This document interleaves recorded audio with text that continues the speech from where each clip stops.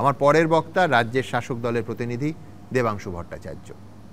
নমস্কার, শুভ সন্ধ্যা। ভোটার হচ্ছে বাংলাদেশি, হেনস্থা হয় রাজ্যবাসী, বাঙালি শাখের করাতে কি আছে ভোটের বরাতে, আজকে সবার প্রস্তাব।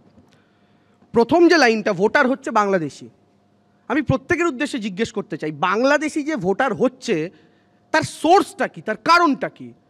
এমনি এমনি তো বাংলাদেশি ভোটার হতে পারবে না, তাকে বর্ডার পেরিয়ে আসতে হবে। তো এই বেসিক প্রশ্নটার উত্তর বিজেপির কেউ দেন না, যে বর্ডার পেরিয়ে ঢুকছে কি করে। আর বর্ডার পেরিয়ে ঢুকছে আপনারা অভিযোগ করছেন, এদিকে আপনাদের বিএসএফ, যেটা কুণাল দাও একটু আগে বললেন, বিএসএফ প্রেস কনফারেন্স করে বলছেন না কেউ ঢুকছে না। তাহলে কে সত্যি কথা বলছে? বিজেপি নেতা অমিত শাহ সত্যি কথা বলছে, না স্বরাষ্ট্রমন্ত্রী অমিত শাহের দফতরের অধীনে থাকা বিএসএফ সত্যি কথা বলছে? আমরা জানি না। আচ্ছা আমায় বলুন, পশ্চিমবঙ্গের বর্ডার পেরিয়ে বাংলাদেশিরা ঢুকছে, এতদিন ধরে ঢুকেছে, বুঝলাম অভিযোগ। আচ্ছা কাশ্মীরে বর্ডার পেরিয়ে যারা ঢুকলো, ঢুকে 20 কিলোমিটার ঢুকে কাশ্মীরে মেরে দিয়ে চলে গেল, তাদেরকে আটকাতে পারলেন না কেন? পশ্চিমবঙ্গে ফেল করেছিলেন, কাশ্মীরেও ফেল করছেন, পশ্চিমবঙ্গে দায় চাপাচ্ছেন তৃণমূলের ওপর, কাশ্মীরে কার ওপর চাপাবেন? অ্যাডমিনিস্ট্রেশন কার ওখানকার? আপনাদের হাতে। পারেননি, কোনো বর্ডারই আপনারা সামলাতে পারছেন না। তারপরে একটা অভিযোগ কি আসে, বাংলাদেশি ভোটারের সাথে সাথে রোহিঙ্গা। আর আমাদের রাজ্যের রোহিঙ্গা স্পেশালিস্ট একজন পলিটিশিয়ান আছে, শুভেন্দু অধিকারী।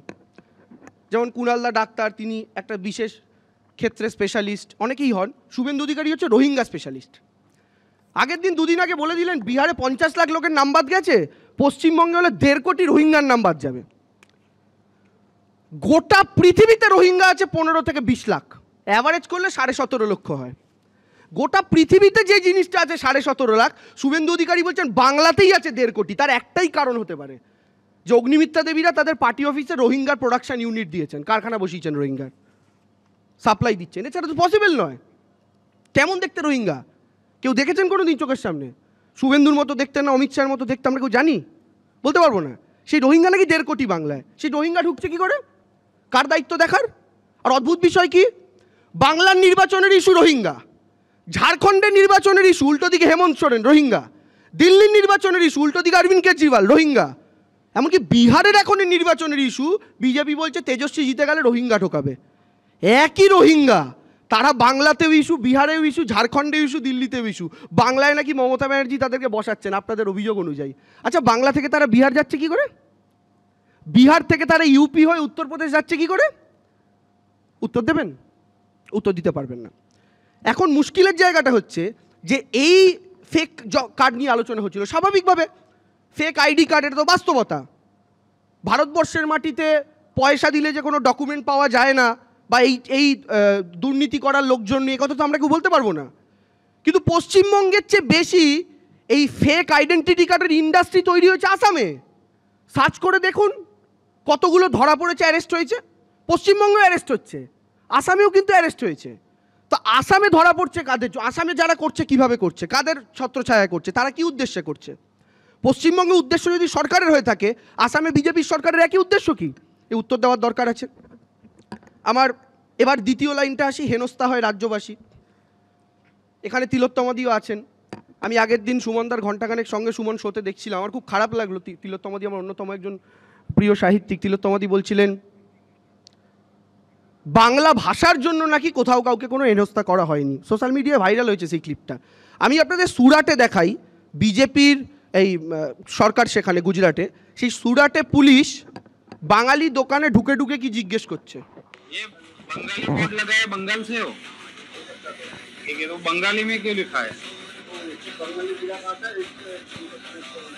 जन्म कहाँ का है, उसका कुछ है इसमें एविडेंस, मोबाइल में है कुछ? পুলিশ দোকানে শুধু বাংলা সাইনবোর্ড দেখে ঢুকে জিজ্ঞেস করছে বাঙ্গাল সে হো, বাঙালি মে কিউ সাইনবোর্ড লিখা হয়। মানে এদেশের কোনো প্রান্তে বাংলায় সাইনবোর্ড লেখা যাবে না। আচ্ছা এটা বাংলা ভাষার জন্য নির্যাতন নয়? আচ্ছা আপনি আমাকে একটা কথা বলুন, এই যে অনেকে একটা কথা বলছেন যে সবার তো হচ্ছে না, কই আমার চেনা পরিচিত লোক আছে, তারা তো আছে বাইরে গিয়ে, তাদের তো কিছু হচ্ছে না। ভেবে দেখবেন যে মানুষগুলো এই কথা বলছেন আমার চেনা পরিচিত লোক আছে তাদের তো হচ্ছে না, তারা প্রত্যেকে একটা প্রিভিলেজড ক্লাস থেকে বিলং করেন, প্রত্যেকে শুট বুট পরা ক্লাস থেকে বিলং করেন। কিন্তু এই সমস্যার মূলে কোন বাঙালিরা পড়ছেন? খেটে খাওয়া নিম্ন মধ্যবিত্ত কিংবা গরিব বাঙালিরা, যারা সোকল ততটা প্রিভিলেজ নন, ততটা প্রভাবশালী নন। সেই মানুষগুলো প্রবলেমে পড়ছে। কিন্তু আমরা যারা সোকল প্রিভিলেজ শ্রেণীর লোক, তারা যদি তার জন্য চোখে গামছা বেঁধে বলি আমার হচ্ছে না, আমার চেনা কারোর হচ্ছে না, মানে কারোর হচ্ছে না। আচ্ছা আমার একটা কথা বলুন তো, আরজি করে যে ভয়ঙ্কর ধর্ষণকাণ্ড ঘটেছিল, একজনের সাথে হয়েছিল তো, একাধিক জনের সাথে হয়নি, কিন্তু সবাই প্রতিবাদের রাস্তায় নেমেছিল। কেন? কারণ একটা হলেও অন্যায়। ওটা যদি একটা হলেও অন্যায় হয়, যদি একজন বাঙালি পশ্চিমবঙ্গের বাইরে মার খায়, আক্রান্ত হয় বাংলা ভাষা বলার জন্য, সেটার জন্য আমি কেন খুঁজবো? ওইটা একজন হয়েছে, 99টা তো হয়নি, কেন খুঁজবো? 3 নম্বর বক্তব্য, এই কারণটা নাকি বাংলা ভাষা নয়। আচ্ছা মতুয়া যারা অ্যারেস্টেড হলেন মহারাষ্ট্র থেকে শুরু করে সব জায়গায়, তারা কোন ভাষায় কথা বলেন? তারা কিন্তু মুসলিম নন, হিন্দু এবং বিজেপিকে ভোট দেওয়া, বাংলা। যে রাজবংশী ভাই প্রথম পশ্চিমবাংলার এনআরসি নোটিশ পেল, কোন ভাষায় কথা বলে? বাংলা। হরিয়ানাতে যারা মার খাচ্ছে কারা? বাংলা। এখনো 5 জন এনআরসি নোটিশ পেয়েছেন বাংলায়, অঞ্জলি শীল, নিশিকান্ত দাস, আরতি ঘোষ, উত্তম ব্রজবাসী, 4 জন। এই 4 জনকে বাঙালি। আচ্ছা আমাকে বলুন, বাংলাদেশি সন্দেহে একজন অন্য ভাষার লোক গ্রেফতার হয়েছে? হিন্দি, ভোজপুরি ইত্যাদি ইত্যাদি? না, বাঙালি গ্রেফতার হয়েছে। তার মানে বাংলাদেশি আর বাঙালি, পশ্চিমবঙ্গের বাঙালি ভারতের বাঙালিকে মিশিয়ে লাট করে দেওয়া হচ্ছে। গল্পটা কি? গল্পটা একটা গ্রামে 4 জন চোর ঢুকেছে, সরকারের কাজ চোর ধরার, সরকার চোর ধরতে পারছে না, সিদ্ধান্ত নিল কি গ্রামেই আগুন লাগিয়ে দাও, চোরগুলোও মরবে। কিন্তু ওখানে 96 জন সাধারণ মানুষ ছিল। এই পলিসিটা এখন চলছে। কোন বাংলাদেশ থেকে 4টে লোক ঢুকেছে আর তার জন্য 9 কোটি, 9.5 কোটি, 10 কোটি বাঙালিকে লাইনে দাঁড় করাবেন, তাদেরকে মারধর করবেন? এটা একটা সিস্টেম। আচ্ছা তাহলে হিন্দি ভাষায় যারা গোটা দেশে কথা বলে তাদের কই কাউকে তো পাকিস্তানি বলে ধরছে না? হিন্দির সাথে তো উর্দুর মিল আছে, একই সোর্স, ধরেছে? ধরছে না তো? ধরলে আমরা সেখানেও প্রতিবাদ করব। এই যে জেনারেলাইজ করে দেওয়া হচ্ছে গোটা দেশে, এবং সেটাকে উস্কানি দিচ্ছে বিজেপির নেতারা। এই বাংলার বিজেপি নেতারা অনেকটা হিটলারের যুগে, যদি হিটলারের ধরুন প্রধান পুলিশ অফিসার সে একজন ধরুন ইহুদি, সেই পুলিশ অফিসারটার যা রোল হবে বিজেপির বাংলার নেতাদের রোল তাই। স্বজাতি মরছে, স্বজাতি কাটা যাচ্ছে, গ্যাস চেম্বারে ঢোকাচ্ছে, দেখার পরও মালিককে ডিফেন্ড করার কত দায়? নাহলে গুজরাট থেকে মালিক কান্টি মুলে দেবে, পদ্মী দেবে না, এমপি টিকিট দেবে না। এইটা তো সমস্যা। আপনি আমাকে বলুন, প্রথমে হিন্দুদের কি বললো? চিন্তা করো না, মুসলমান তাড়াবো, ভোট দাও। সব হিন্দুরা ভোট দিল। তারপর হিন্দুদের মধ্যে ভাগাভাগি করে কি বললো? বাকিরা চিন্তা করো না, শুধু বাঙালিদের তাড়াবো। আর এখন বাঙালি হিন্দুদের কি বলছে? ঘটিরা চিন্তা করো না, শুধু বাঙালদের তাড়াবো। আর এই ঘটিদের কাছে কাছে গিয়ে যখন বিজেপি এই কথা বলছে, তখন উদাহরণ কি উঠে আসছে?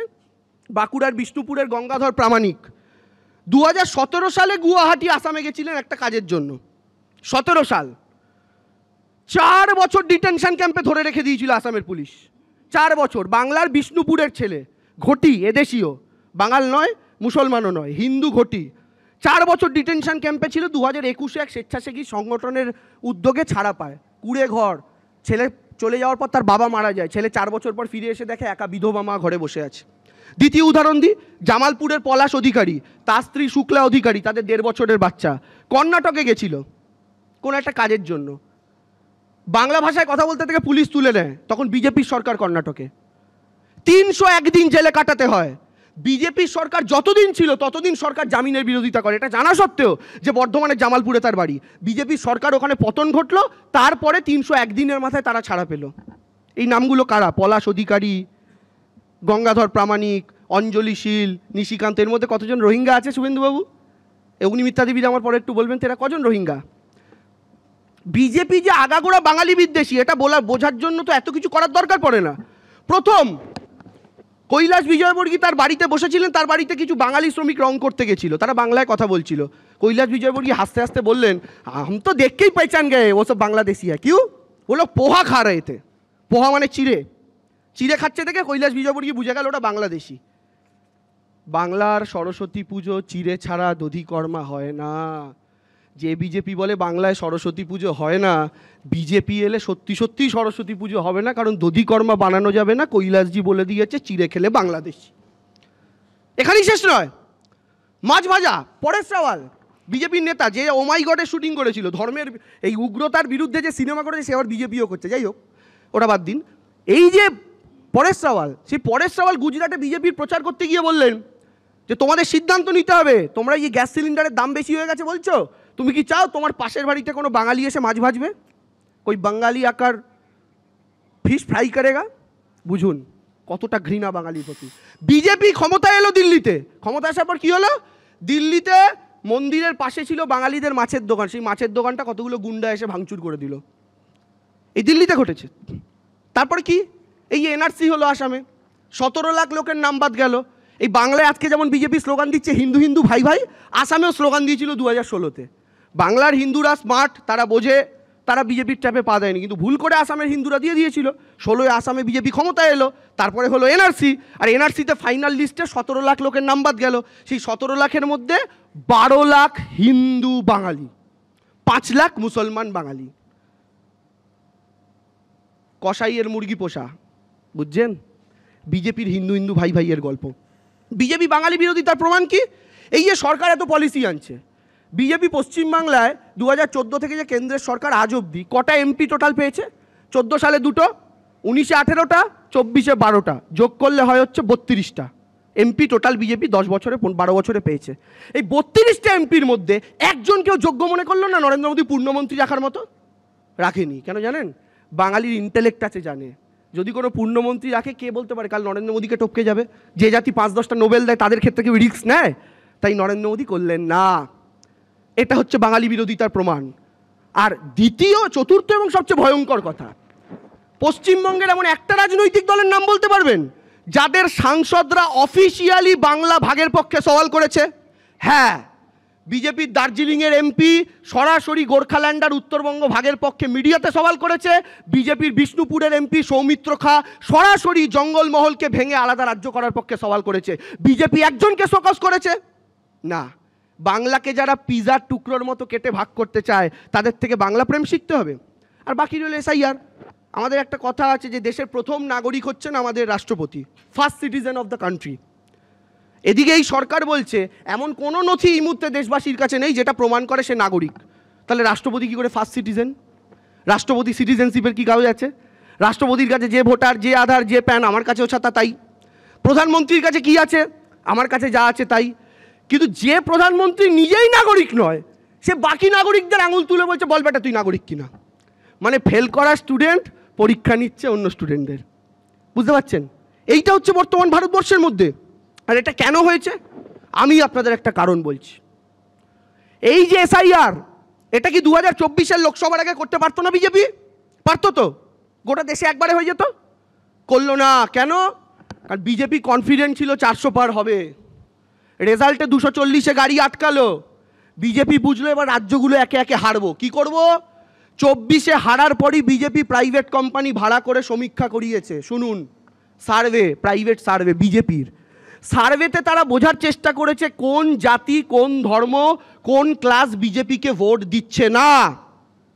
সেই তথ্য বিজেপি অ্যাকোয়ার করেছে। আর এসআইআরে ওদের টার্গেট হচ্ছে বেছে বেছে সেই জাতিকেই বাদ দেওয়া। আমি আপনাদের বলছি এই প্ল্যানিং করে এসআইআর হচ্ছে। আর এই এসআইআর যে এখানে করবে, সেই এসআইআর দেখেই পরে এনআরসির সময় বলবে ওই তো তোমার এসআইআরের নাম নেই, তাহলে তোমার কোনো গল্প নেই। এই এসআইআরে সব কাগজপত্র মানে ভোটার কার্ড চলবে না, আধার কার্ড চলবে না, কিন্তু কী চলবে জানেন? চলবে রেসিডেন্সিয়াল সার্টিফিকেট। ওটা দেখাতে পারলে আপনি তাহলে নাগরিকত্বের প্রমাণ পাবেন। আর বিহারে এরকমই একটা রেসিডেন্সিয়াল সার্টিফিকেট ইস্যু হয়েছে। কার নামে জানেন? যার নামে ইস্যু হয়েছে তার নাম ডগ বাবু, তার বাবার নাম কুত্তা বাবু, তার মায়ের নাম কুত্তি বাবু। বিহারে কুত্তা, কুকুর, ছবিটা দেখছেন জল জল করছে। বিহারে কুকুর রেসিডেন্সিয়াল সার্টিফিকেট পায়, নাগরিকত্ব পায়, কিন্তু আসামে বাঙালি পায় না। এটা বিজেপির ক্যারেক্টার, এটা বিজেপির চরিত্র। এই জায়গা থেকে দাঁড়িয়ে আমাদের আন্দোলন তো চালাতে হবে। এই কুত্তাবাবু আজকে আপনারা আমাদের রাজ্যে এসে কুত্তাদের দিয়ে ভরিয়ে দেবে, মানুষের জায়গা থাকবে না। তো সেই জায়গা থেকে আমি আপনাদের বলি, সন্দেহটা অনেক আগে থেকেই ছিল। যখন মহারাষ্ট্রে 4 মাসে 40 লাখ ভোটার বেড়েছিল, তখন এসআইআরের কথা মনে হয়নি, কারণ তখন অন্য রাজ্য থেকে 40 লাখ লোককে ঢোকাতে হয়েছিল মহারাষ্ট্রের হিসাব পাল্টানোর জন্য। অনেক বক্তব্য আছে, ওপেন ফোরামে বলবো। সুমনদা অলরেডি 3বার বেল বাজিয়ে দিয়েছেন। আমি শুধু এইটুকু বলি যে বাংলার বিরুদ্ধে যে ভারতীয় জনতা পার্টি, তাদের বিরুদ্ধে যে সর্বশক্তি দিয়ে তৃণমূল কংগ্রেস লড়ছে, তৃণমূল কংগ্রেস লড়বে। প্রথমে বলবে ওরা হিন্দুরা ভাই ভাই, দল বেঁধে ভোট মারো পদ্মের ফুলে, তারপর মিটে গেলে হিন্দু বাঙালিকে ডিটেনশন ক্যাম্পেতে নিয়ে যাবে তুলে। মার খায় মতুয়ারা কিবারাজ বংশী, গলায় তুলসী মালা তবুও জেলে। কয়েক বছর ধরে এরাই তো দল বেঁধে বিজেপিকে দিয়েছিল ভোট ঢেলে ঢেলে। হিন্দুর সখা সাজা বিজেপির রোডম্যাপ, বাচ্চাকে আচারের লোভ দিয়ে কিডন্যাপ। আখেরে বাঙালি তুমি, ওরা ভাবে কুৎসিত, একবার ফেসে গেলে এনআরসি নিশ্চিত। চড়কের মেলা থেকে ঝুলনের খেলনা, মহালয়া ভোর হবে তবে থেকে ফেলনা। রবীন্দ্র ঢেকে যাবে ডিজে ফাটা হামলায়, বাঁদরের পাল যদি ঢুকে আসে বাংলায়। দুন্দুভি বাজে শোনো, মৃদঙ্গ বাজে ওই, কাটতে এসেছো যদি ইলিশ বা তেল কই। বাঙালি শান্ত তবু পিঠ যদি ঠেকে যায়, ইতিহাস জানে তারা একা হাতে ছিঁড়ে খায়। কিছু আছে গদ্দার আজও তারা মারে তেল, দাড়িওয়ালা হিটলার টাক মাথা গোয়েবেল। স্বজাতি মরতে দেখে আজও যারা মেম্বার, স্বজাতি মরতে দেখে আজও যারা মেম্বার, তোমাদের কপালেও লেখা গ্যাস চেম্বার। দেশের মালিক যারা ভাড়াটে বানাও তাকে, ক্যাম্পে রাখতে চাও বুড়ো বাবা কিবা মাকে। তবুও গো ভয় নাই যত হোক ক্ষমতা, শত্রুর সম্মুখে দেওয়াল যে মমতা। সকাল এসে স্নেহময়ী মাতঙ্গী বিকেলে, সকাল এসে স্নেহময়ী মাতঙ্গী বিকেলে, তাকে বাঁধা যায় না গো ভয় আর শিকলে। আমরা তাকিয়ে শুধু এখনো তো রাগিনী, বাংলায় হাত দিলে ছিঁড়ে খাবে বাঘিনী। জয় বাংলা। ধন্যবাদ দেবাংশু। দেখুন, আমি 3 কেন 4 বার বেল দিয়েছিলাম একটাই কারণে, যে ও যত বলছে তত আমার বলার অংশ ক্রমশ বেড়ে যাচ্ছে। একটা করে শুরু করি। প্রথমে আমি কোথায় একমত, যে সত্যিই তো উত্তম কুমার ব্রজবাসী, আরতি ঘোষ, অঞ্জলি শীল, নিশিকান্ত দাস, তারা এনআরসির নোটিশ পেয়েছে। আমি বলছি যে খুব নাম থেকেই পরিষ্কার আমি কি বলতে চাইছি, সুতরাং এইখানে আমি দেবাংশুর সঙ্গে সম্পূর্ণ একমত। কিন্তু ও একটা চমৎকার জায়গা থেকে শুরু করলো। আমার শুধু মনে পড়ে যাচ্ছিল যে মমতা বন্দ্যোপাধ্যায় যখন অনুপ্রবেশকারীদের বিরুদ্ধে 2004-05 সংসদ অচল করে দিতেন, স্তব্ধ করে দিতেন, তখনও তো আমাদের দেশের সীমান্ত রক্ষার দায় এবং যাবতীয় দায়িত্ব বিএসএফের ছিল। তাহলে মমতা বন্দ্যোপাধ্যায় কখনো অনুপ্রবেশের জন্য ইউপিএ বা এনডিএ সরকারকে, একাধিকবার যে সরকারগুলো তিনি শরিক ছিলেন, তাদের দায়ী না করে যাবতীয় অনুপ্রবেশের জন্য বামফ্রন্ট সরকারকে দায়ী করতেন কেন? তারও তো তাহলে তখন বিএসএফকে দায়ী করা উচিত ছিল। প্রশ্ন 1। প্রশ্ন 2, এই বাঙালিকে কে কত ভালোবাসে এটা নিয়ে চমৎকার প্রতিযোগিতা। আমি বলছি যে পরিবেশটা কি ক্রমশ বিষিয়ে যাচ্ছে? তার কারণ একজন তৃণমূল সাংসদ যদি সংসদ চত্বরে দাঁড়িয়ে গুজ্জু বলেন বা অন্য প্রদেশের মানুষকে ছোট করেন, সেটা কি খুব একটা যুক্তরাষ্ট্রীয় কাঠামোর পক্ষে খুব মঙ্গলজনক? আমার তো তা মনে হয় না। তৃণমূল বাঙালিদের এতই ভালোবাসে যে খুঁজে খুঁজে একটা বাংলা বাক্য কোনোদিন বলেছেন এরাম প্রমাণ দিতে পারবেন না। ইউসুফ পাঠান, শত্রুঘ্ন সিনহাদের তারা প্রার্থী করেছেন, জিতিয়েছেন এবং সংসদে পাঠিয়েছেন আমাদের এই রাজ্যের সাংসদ হিসেবে। কেন? এ রাজ্যে যোগ্য মানুষ কম পড়িয়া ছিল? আমি জানি না। ও একদম সঠিকভাবে কৈলাস বিজয়বর্গী এবং অন্যান্য উদাহরণ দিল, সেই সব উদাহরণ আমিও পরবর্তী সময় আনব। কিন্তু শত্রুঘ্ন সিনহা যখন বলে যে গোটা দেশে আমিষ নিষিদ্ধ করা উচিত, তখন তৃণমূল কংগ্রেস কেন শত্রুঘ্ন সিনহাকে তার পদ থেকে এবং দল থেকে বহিষ্কার করে না? বাংলা ভাগ যথার্থ বলেছে দেবাংশু, বাংলা ভাগের প্রসঙ্গ তুলল। জন বার্লা আগাগোড়া বিজেপিতে থাকার সময় বাংলা ভাগ নিয়ে যিনি আকাশ বাতাস টেলিভিশন চ্যানেলের ক্যামেরা কাঁপিয়ে দিতেন, সেই জন বার্লা এখন সেই মন্তব্যের জন্য, সেই মতবাদের জন্য বিন্দুমাত্র ক্ষমা না চেয়ে, কোনোদিন তার মতবাদ এই মুহূর্তে পাল্টেছে কিনা কেউ বলতে পারবে না। এখন তো তৃণমূলের মঞ্চ আলো করেন জন বার্লা। সুতরাং বাংলা ভাগ তৃণমূল চায় না বিজেপি চায়, আমি আবার বিভ্রান্ত হয়ে গেলাম। কিন্তু অবশ্যই দেবাংশুর কাছে আমার এই প্রশ্নও থাকবে যে জাল ভোটারের যে অভিযোগ ক্ষমতায় আসার আগে দশকের পর দশক ধরে তৃণমূল কংগ্রেস লাগাতার তুলে এসেছে, ক্ষমতায় আসার পর কোন ম্যাজিকে সেই সব ভুতুড়ে ভোটার রাতারাতি উবে গেল? এমনই উবে গেল যে তৃণমূল কংগ্রেস এখন দাবি তোলে যে 2024 সালের ভোটার তালিকাকে ভিত্তি করেই এসআইআর ছাড়া 2026-এর ভোটার তালিকা তৈরি করতে হবে। অথচ ক্ষমতায় আসার আগে 2009 সালের লোকসভা নির্বাচনে তৎকালীন মুখ্য নির্বাচন কমিশনার এন গোপালস্বামী রাজ্যে আসা মাত্র রাজভবনে গিয়ে, এবিপি আনন্দের আর্কাইভে তার প্রমাণও আছে, তার সঙ্গে দেখা করেছিলেন মমতা বন্দ্যোপাধ্যায়। তৎকালীন বিরোধী দলনেত্রী তথ্য দিয়ে বলেছিলেন শুধুমাত্র দক্ষিণ কলকাতা লোকসভা কেন্দ্রেই 46,000 জাল ভোটার রয়েছে, যার মধ্যে 11,320 জনের নামে একাধিক ভোটার কার্ড রয়েছে। ভাবুন, মমতা বন্দ্যোপাধ্যায় সেদিন বলেছিলেন শুধু যাদবপুর লোকসভা কেন্দ্রেই প্রায় 5,000 ভুতুড়ে ভোটার রয়েছে। যে তৃণমূল তখন ভোটার তালিকা সংশোধনকে এত গুরুত্ব দিত, আজ তারা সম্পূর্ণ উল্টো অবস্থান নিচ্ছে কেন? আর ভোটার তালিকা সংশোধিত হলে শাসকের আদৌ চিন্তিত হওয়ার কারণ কি সবসময় থাকে? একটা উল্টো উদাহরণ দিই। 2006 সালে বিধানসভা ভোটের আগে ভোটার তালিকার ভূত তাড়াতে রোল অবজারভার বলে একটা পদ সৃষ্টি করে বিখ্যাত আমলা, পরে এবিপি আনন্দের একটা অনুষ্ঠানে নিয়মিত তাকে তার রিটায়ারমেন্টের পরে আপনারা দেখতেন, কেজে রাওকে বাংলায় পাঠায় নির্বাচন কমিশন। তার তৎপরতায় সেবার 9 লক্ষ ভুয়ো ভোটার তালিকা থেকে বাদ যায়। তৃণমূলের এক নেতা তো প্রকাশ্যেই বলে ফেলেছিলেন এবার বাম বিদায় নিশ্চিত, কারণ 9 লক্ষই নাকি সিপিএমের ভোটার ছিল। তো ফলাফল বের হলো। 2006 সালে দেখা গেল রেকর্ড সৃষ্টি করে 235টা আসনে জয়ী হলো বামফ্রন্ট। সুতরাং এই উদাহরণ যখন রয়েছে, তখন অগ্নি পরীক্ষায় বসতে তৃণমূলের অসুবিধে কোথায়? হয়ে যাক দুধ কা দুধ আর পানি কা পানি।